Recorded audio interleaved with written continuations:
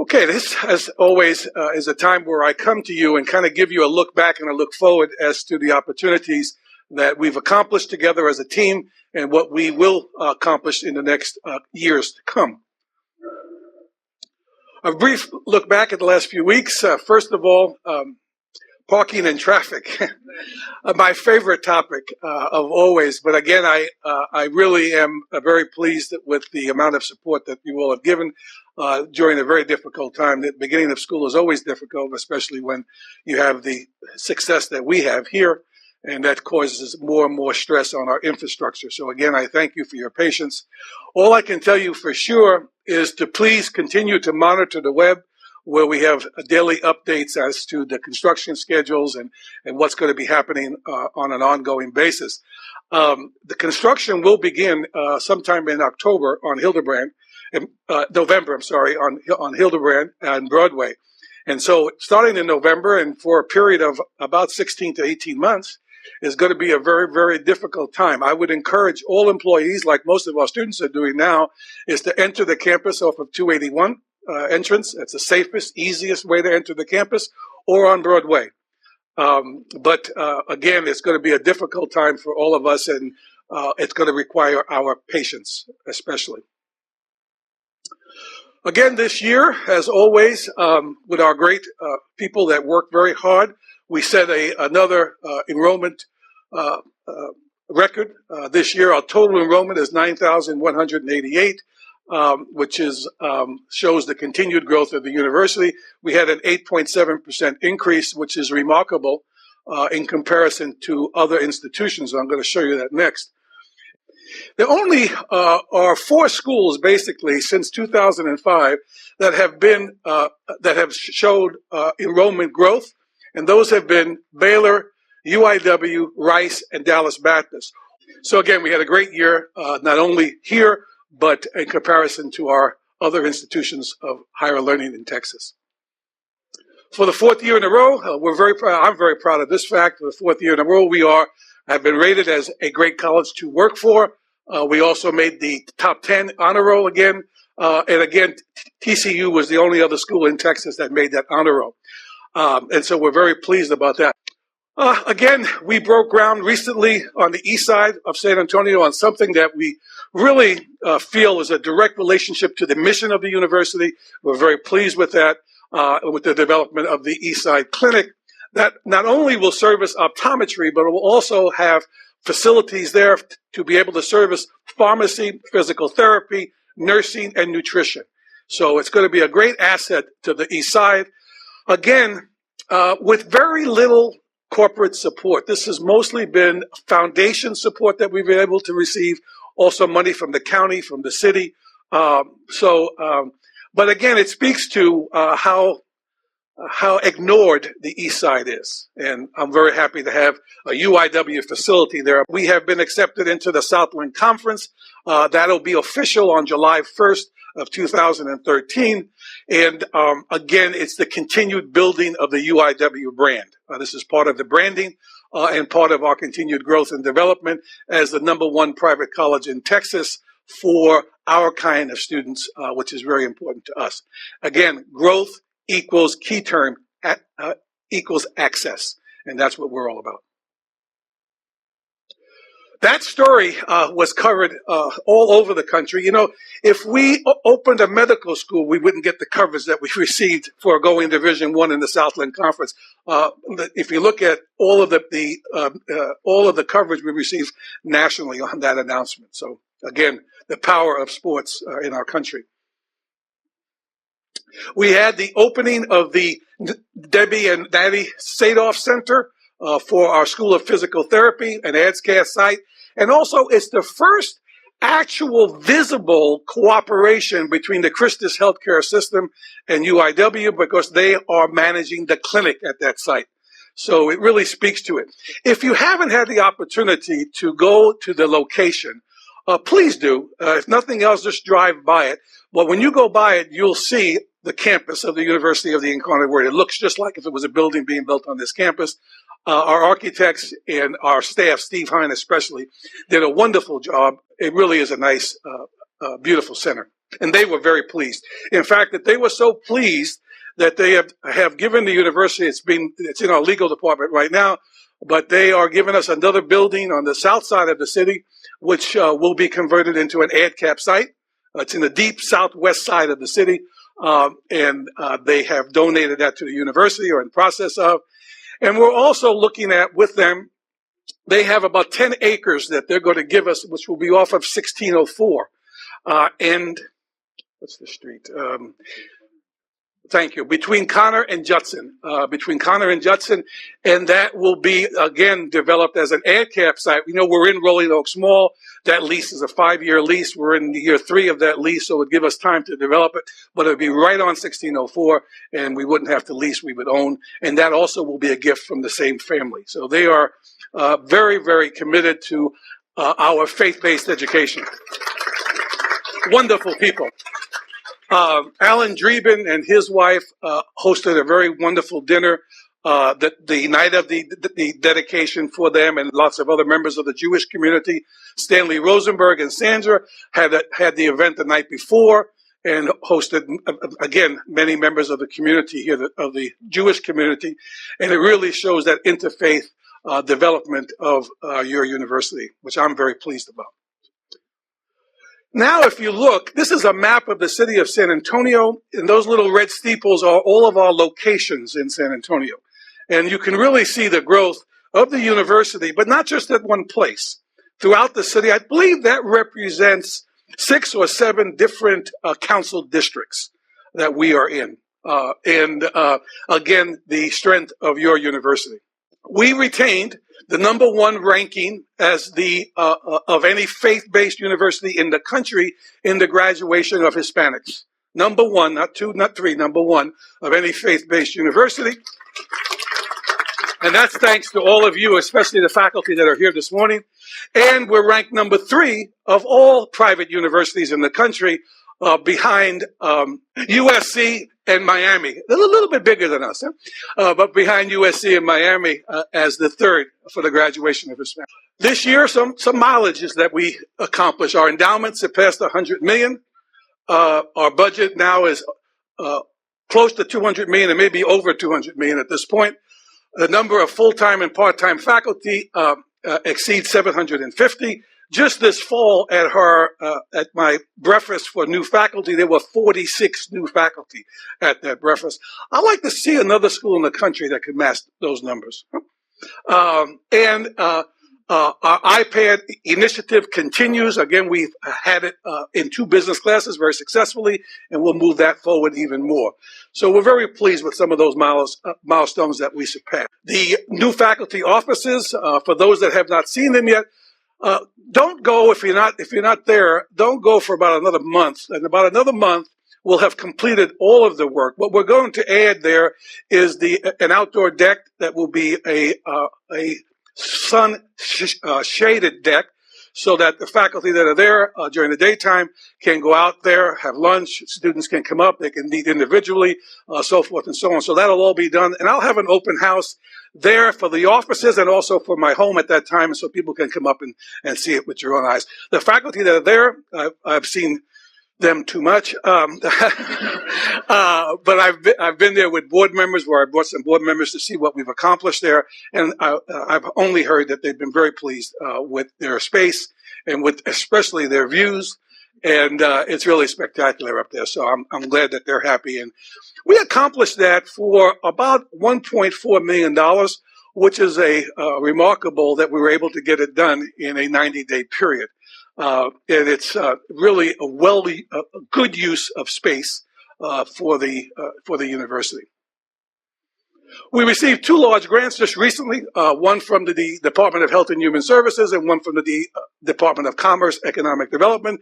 The one from the Department of Commerce is for the East Side Clinic. Enrollment, retention, and diversity, key issues. Again, our enrollment in new students this year was a total of 2,502 in all categories as full-time transfer, undergraduate, graduate, and professional, for an increase of 8.1% in new student enrollment this year. Again, I thank David's division, especially, who works very hard on making that happen here. This is our 27 years of growth at the undergraduate level, at the graduate level, at the professional level. Overall, our growth over the last 27 years has been on average of 8.7%, which is phenomenal. This is the state of retention at the university, which is very important to us. If you notice, for the fall class of 2011-12, we had a 75.2. We've been staying above 75% for the last 3 years. Sandy McMakin and all those folks there do a wonderful job of tracking our students and making sure that, again, starting at orientation, we stressed for the student that orientation is the first day towards graduation. And we stress that over and over again. That's why you see the signs around campus as well, because we want to get that into their mind that they're here to graduate with a UIW degree. And so we're very pleased with that. Our persistence rate is constantly going up. Persistence helps get it towards what? Graduation. Again, that's now at almost 66%, which is very good. Now, if you look, for the last 6 years, for the cohort that was here in 2005-06, we'll have a graduation rate of 46%. Now, that goes in line with a retention rate of 65%. So if you take the last 3 years where our retention is above 75%, you can extrapolate, at least in Lou's mind, that we'll get our graduation rate to above 55%, which, again, for a university that's a commuter-based university like we are, that's a phenomenal rate. So we're moving in the right direction. And again, I thank all those that work so hard to help that happen. Diversity on campus, and you can see where we are in those categories there. And again, our international students make up about 14% of our overall enrollment, and that is at an all-time high of 63 countries. We had our board meeting 2 days ago in Mexico City. The campus there now has 712 students there. Growing very rapidly. The beautiful part of it there, I took 2 board members with me down, and we were there doing something that I do very often, calling smoking a cigar and watching the students go by. And both of the board members said to me, Dr. Agnese, we could be on campus at UIW. They look the same. They dress the same.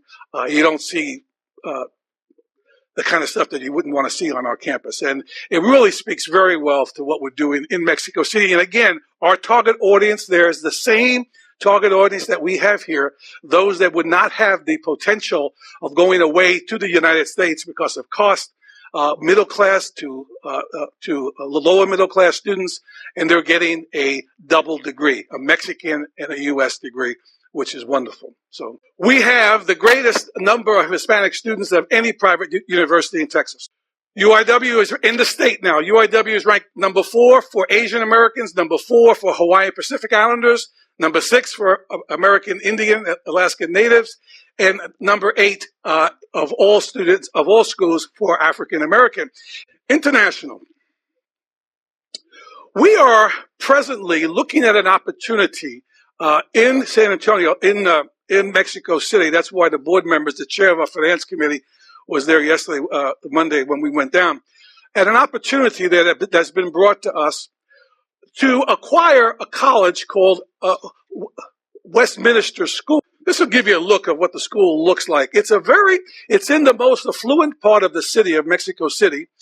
It would remind you of a St. Mary's Hall here in San Antonio. It's geared towards the elite and the economically elite. The woman that founded the school was originally from Greece. It looks like a lot of Greek architecture there. There's bronze statues everywhere. She lived to about 90-something years of age and passed away about 4 years ago.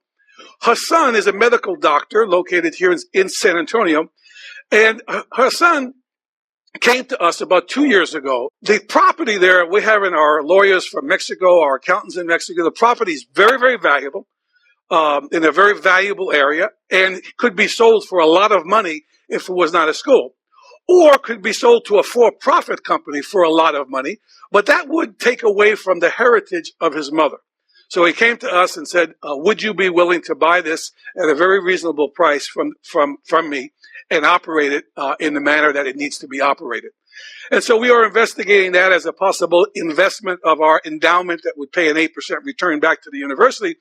Because what this would also do, not only running a pre-K through 12 program that would feed UIW, because these are the kind of students that can afford to come to UIW, but would also give us the facilities that we don't have for the University of Mexico. Swimming pool, football fields, all of the facilities that those students don't have, we would now have. So we could take our middle income students and give them the facilities of a first class university, at the same time also target those students for the university. So this is a possibility that we're looking at. We'll know if we're going to do this by the December meeting of the Board of Trustees. As you know, on the 14th of September, we had the opening of our Heidelberg campus, UIW's European Study Center. That's Marcos speaking to the audience. We had about 300 in attendance for the opening. 6 months ago, when I was there, when we finalized the contract, we decided that we were both jointly going to invest about 250,000 euros in a remodeling of the facility. It looks like a first-class facility. The family did a wonderful job. They work like we do. They stretch every dollar, in their case, euro, and it is just spectacular. A group are going over as part of a faculty development activity in 15th of October to actually see it for themselves as well. We have 13 students there right now, taking classes there. Our partners in Germany, SRH University, is extremely excited about the potential for partnering with us. They're looking forward to one of our faculty members in January, what's his name? Business. Dr. Vinquist will be going over. They're very excited about him coming in and working together with their business school there. It's a wonderful university, SRH, about 9,000 students. The other great thing about that is our students are registered for one class at SRH University, part of their term, so they get to use all the facilities of SRH University, which is just wonderful. Great facilities. So we're real excited about that. We are granting that the last 3 degrees in China this year will be awarded during this academic year, and then we are transitioning to a 1+3 model. What do I mean by that? We will not be offering degrees on the China campus effective the end of this year. So that program, it's really run its course because today, Chinese students, the American Embassy in China is issuing 1.5 million visas to the United States. There's no problem for a Chinese student to come to the United States to study. So to complete their degree here now is possible, where it wasn't when we started back in 2000. We're looking at some other areas of opportunity in Vietnam and in Turkey where they do have problems for a visa, and so we may transition. But in China, we will bring that to a close by the end of this academic year. We have put in the new year budget, not this year's budget, but the June 1 budget of 2013, a $200,000 allocation that will be in the financial aid budget specifically for international travel of our students. So a student, when they apply to go to Heidelberg or China or wherever, will have the opportunity to go through the financial aid office, and if they're of need, they can get funds towards their travel expenses as well, not only their expenses when they attend the university there. This is to do what? To encourage more and more students to be part of this global experience that we want them to have, and not to have cost as a factor. State of the university, especially in the health sciences. The Baylor College of Medicine in Houston is the only private medical school in the state of Texas. They are not part of Baylor. They're a separate medical school, but the only one in Texas. They became independent in '69. We are right now have a task force that's looking at the viability of a medical school here in the year 2016. This would be either an MD or osteopathic. There is no osteopathic medical school in Texas. There was one at North Texas that was purchased by A&M and now is part of the A&M system and is converted over to a MD facility. So there is none. So that gives us a niche that we're going to look at as well. This would be the time frame depending on how the recommendations come back. If the recommendation comes back to move forward, we would hire a doctor by 2014. We get the rest of the data point building effective January 2015, and it will give us a year and a half to do the renovations that are necessary so that we can open the medical school in the year 2016. By the end of this year, you'll be able to go out on the street and say, yes, we're going to do this, or no, we're not going to do this. Again, it's very similar. Pharmacy helped develop optometry. Optometry helped feed physical therapy. Physical therapy will help to feed the medical school as we continue to move our funds forward. And that's how it works. As you know, I announced this last year. We are, by 2016, going to have a separate division that will be under a associate provost that will report to the provost, but will manage all of our programs. All of our programs, which will include pharmacy, optometry, physical therapy, nursing, health professions, health-related programs, medical tourism, physician's assistant, MHA, a Master's in Health Administration, all of those will be part of that division. Again, this is a niche that we've taken for ourselves. It comes right from our roots. The college began as education and as a school of nursing and has developed, and this is continuing that niche that was created by our sisters and by our mission. Construction, your favorite topic. The fencing center is on schedule. If you haven't been by the high school recently, go by, see it. It's come out of the ground. It looks great. And hopefully it's on schedule to open in January of this coming year. So it's going to be a great addition, not only to the St. Anthony's Catholic High School, it's an addition for Incarnate Word High School, and for the university. Fencing is a sport like synchronized swimming. It's a niche.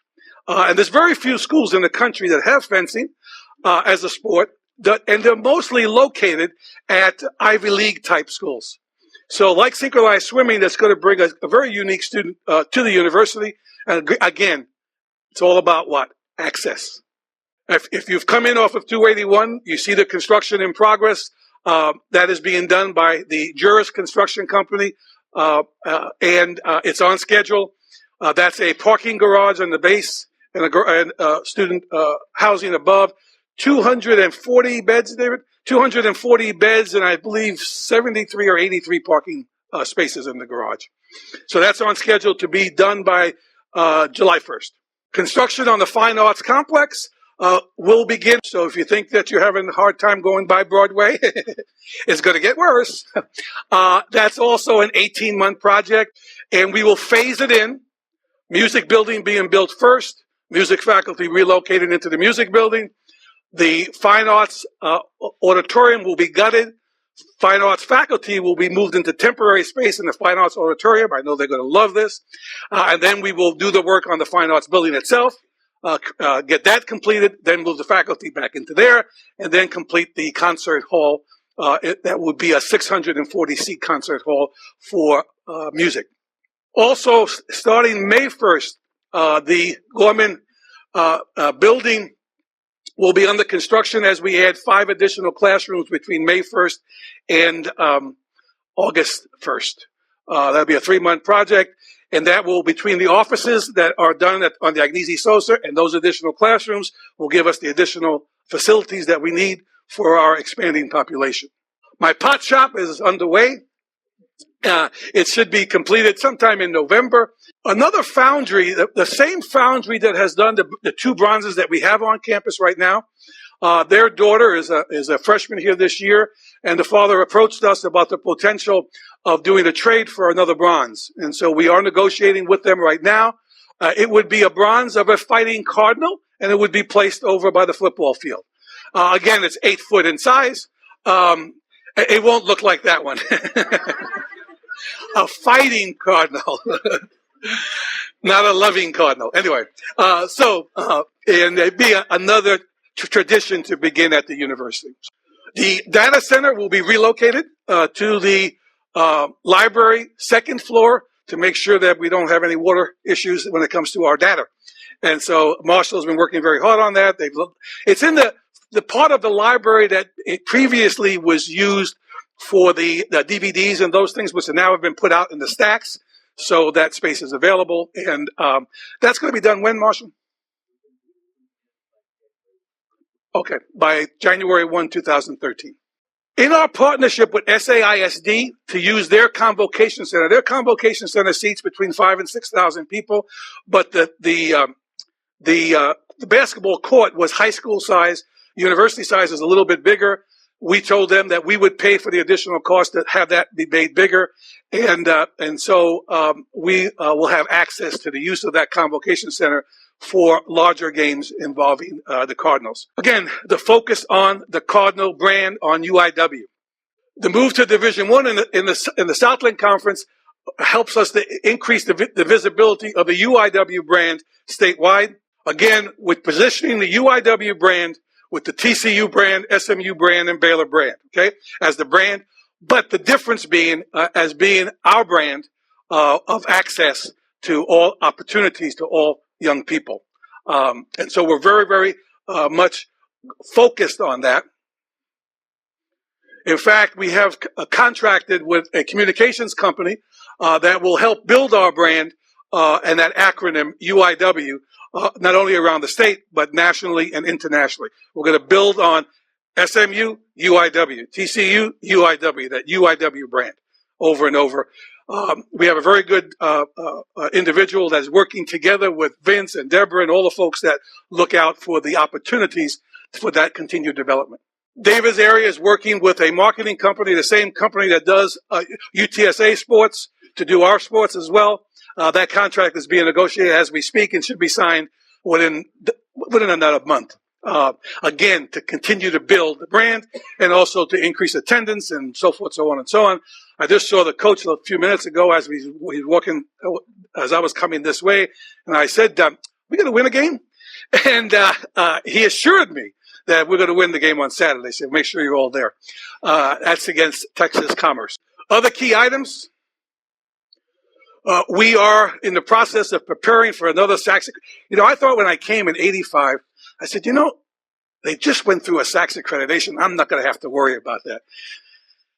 As I was so wrong. Anyway, we're going through the process again, and we're formulating now our process on QEP. Remember, though, SACS visits are very good for a university. Last visit here, we focused our QEP on retention. Who would have thought that we were able to achieve the goal that we set? And we did it through the QEP, and we did it 75% plus, and we've been there for the last 3 years. We've increased our financial aid. You see it there. We have really tried to focus on making sure that we keep our what we call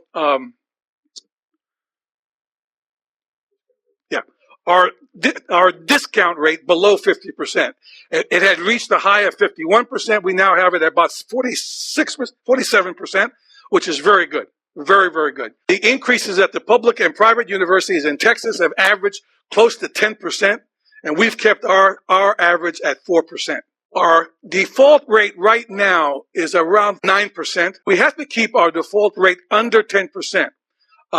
If you're under 10%, you're great. Once you exceed 15%, they start to look at you and say, why? Okay. Our for-profit friends are in the 50 and 60% factor. Okay.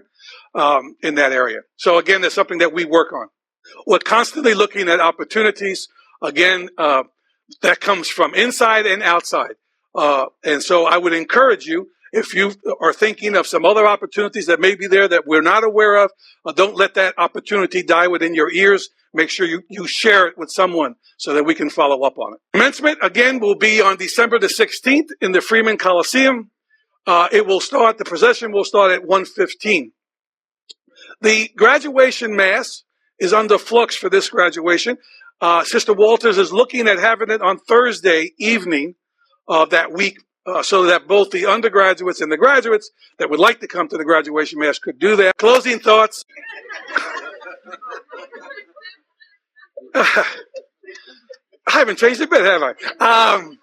But for those that have been here with me, you've changed too, folks. But it beats the alternatives, eh? Again, we need to really continue to focus on moving the university forward. It's helping Bexar County, our city, our state, and our nation. This year, we are, Doug and I don't know if you were able to check that before when we spoke. I think we are over 1,000 full-time employees when you add in the high schools as well. That's amazing. I mean, think about that. You know, the operating budget of the university, when you see $200 million, cut that in half, and that's what? Payroll. Okay? That's the amount of money that we're interjecting into this economy. We are one of the largest employers in the city of San Antonio, private employers in the city of San Antonio. And that's a good thing. And we want to continue that.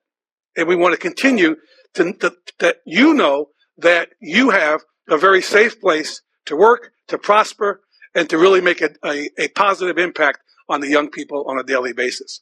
There was a couple of questions that were sent in. I think I've answered a couple of them already. I told you about the construction. Starts in November.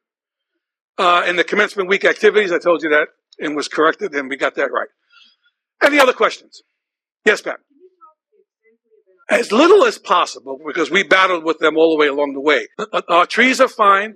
In fact, they are going to replant everything. That's why I haven't done anything with the bushes, because they were going to be moved out of there anyway, and that's part of what's going to be done. So, but they have to replant. There's a very good planting schedule. They went out of their way to please us as far as in what's going to be the end result. Now, the positive thing for the university, once it's done, is there'll be a turn lane into the university. That's a dedicated turn lane. So you have two lanes that are moving all the time and a dedicated turn lane into the university. Then at the top of the Broadway is also going to be widened. They're taking a lot of property. AT&T was very generous giving them property so that they can widen that and make it not make it a bottleneck. So the long term is good for us. The short term is going to be tough. But they've been very cooperative, very cooperative. Well, again, thank you for all that you do. Another great year. Look forward to another one coming up the following year. Have a great day.